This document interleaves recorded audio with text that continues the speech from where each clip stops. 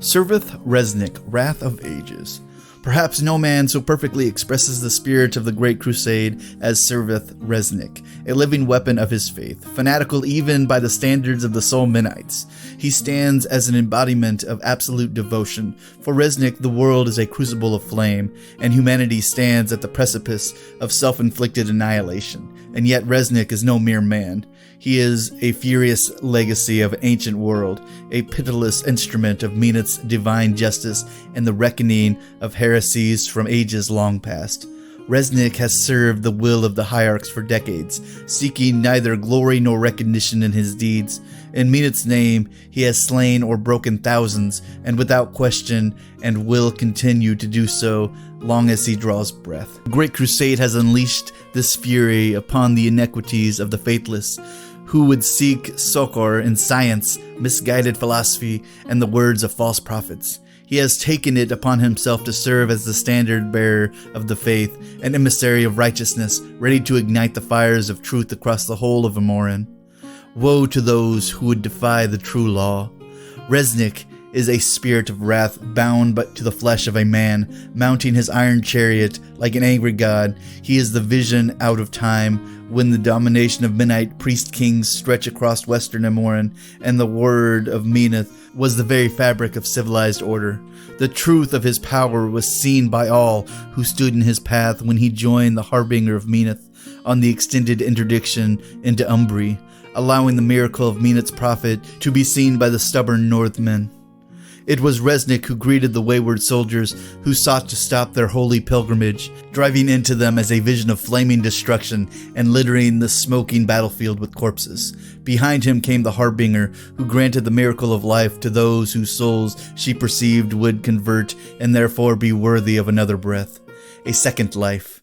By the Crusades, hundreds of Umbrians joined the Protectorate's cause, and thousands of shattered unbelievers were left to be buried.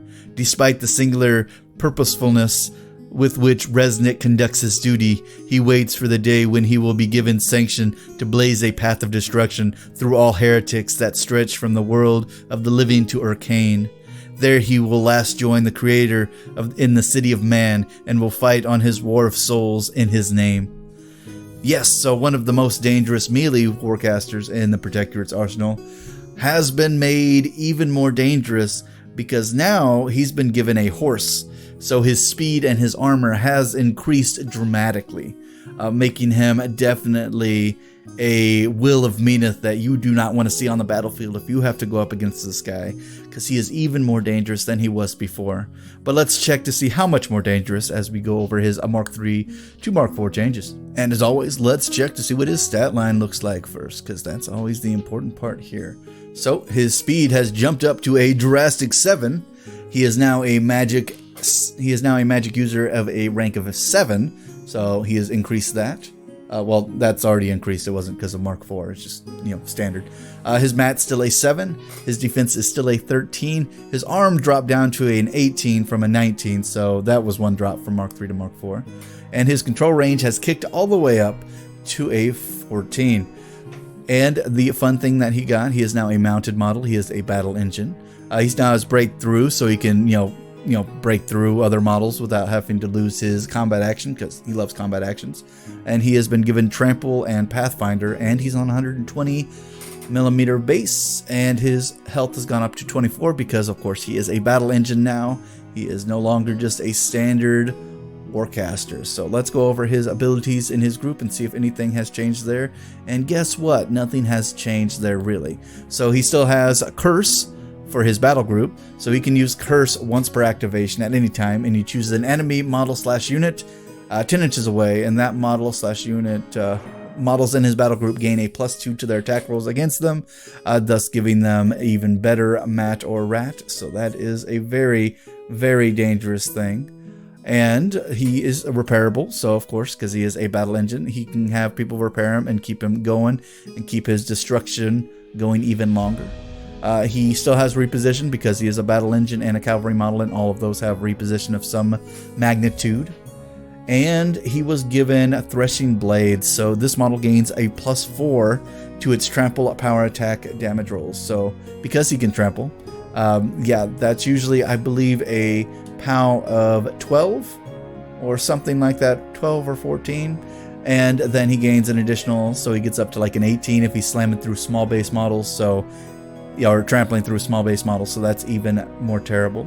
Looks like one thing he lost was Lamentation of Suffering. That was, while this model has one or more focus points on it, non-magical attacks targeted automatically miss. That could be a little bit broken, especially since they gave him a 7 on his magic, so he could always have basically focus on him, and most warcasters always have at least one focus on them anyway, just for protection's sake. So that has been removed, so he can be targeted by magic a little bit easier. Let's go over his weapons real quick. So he has Verdict, which is a Mat 7 range 2 power 14 magical weapon, and he has Weapon Master on it, probably because since this one removed his little free dice for people that had magical protections on them, they just gave him Weapon Master anyway. And a 2-inch reach on a battle engine base is kind of a remarkable amount of threat range for that, so very dangerous. And then he has Ram, so this is another one. This one does a Mat 7 range 1 power 14, and it causes automatic fire and has critical knockdown on it. So yes, because what he needed was an additional melee attack, so that is even crazier than before. But let's go over his feat to see what we got there. Let me read over it real quick. Alrighty, and it appears this got nerfed a little bit, but probably because the Mark IV changes, because AoEs are now very different in Mark IV. The original one, so if an enemy model was boxed by melee or range attacks while in his control area, you center a 4-inch AoE on the box model, then RFP the model. Enemy models in the AoE are hit and suffer a power 14 damage rolls.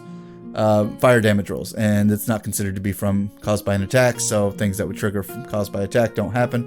So that was the old one. The new one is it's basically the same, although the damage has gone down a little bit. So when an enemy model is boxed by a melee or range attack while in his control range, enemy models within 2 of the box models suffer a unboostable power 12 damage rolls, and then after resolving those damage, they're removed from play, and this damage is not considered. So basically, the only thing that this has done is reduce the power of the fire damage rolls down to 12 from 14. And also, that 2-inch is a little bit better if you're clearing out large base models. So yeah, because then you get that extra half-inch, getting up to almost an AoE of like 5, or 4.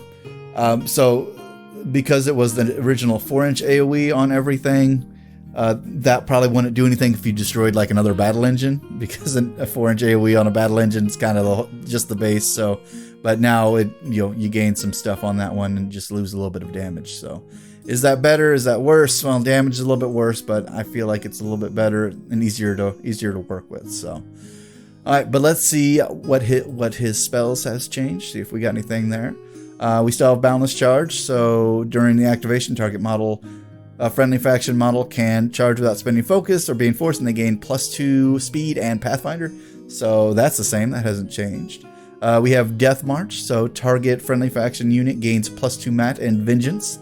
And during your maintenance phase, if one or more models with Vengeance is damaged by an enemy attack during the last round, each model in the battle group can advance up to 3 inches and make 1 basic melee attack, which is great. I recommend you put this on models that actually have damage boxes, because you can really get some swinging done on that one, and being able to attack 2 times in a turn, 1 during your maintenance, 1 during normal activation, is always good. And +2 Mat means that you're probably going to hit whatever you're trying to hit, so we got that. We still have Lamentation. So Lamentation, when an enemy casts a spell while in the spellcaster's control range, you double the cost of the spell. Additionally, they have to pay double to upkeep spells as well. And this is an upkeepable spell. This is part of his original set that likes to, really hammer it down on spellcasters. He does not like enemy spellcasters at all, and he will do anything in his power to make sure that they suffer as much as he can make them suffer. So yeah, he is pretty terrible in that spirit. And then it looks like we have a new spell. Oh no, we don't have a new spell. It's just a different area. So we still have Spell Piercer. So while in the spellcaster's control range, the weapons of friendly faction models gain blessed and damage type magical. And this is just a control area spell, so this affects everybody. And giving them the ability to gain blessed weapons and magical attack allows them to take out incorporeal models, and then removes all spells that would increase the enemy's armor and defense. So that is, well, I'm not gonna say it's broken, but it is definitely a very useful spell, and it is only a 1-turn spell and it costs 2, so, you know, use it when you need it. And yeah. And then the last one that we still have would be the Flesh is Weak. And this is a cost 3, range 8, AoE 3, 13/7. A living and undead models damaged by Flesh is Weak cannot run, charge, or make slam or trample power attacks for 1 round. So that's basically the same from the original one as well. Same damage points, same stuff. So yeah, he is basically the same from Mark IV. So just as dangerous, and my goodness, he really does not like spellcasters at all for any time. But he, with this new version with the battle engine, he definitely cements himself as a good warjack caster who can actually get in with his warjacks as well and do some crazy amounts of damage and take him out. So I would recommend him if you're playing especially large games. He is a powerhouse to behold, or even his original version is still a powerhouse. So yeah, get him in there, and if you have to face him, I am sorry for your soul. Because, well, he's going to take it because he's collecting souls for menoth, kind of. Although he's not a soul collector in terms, but, you know, he will send your soul to Cain or Urkane to be judged. So, you know what I mean.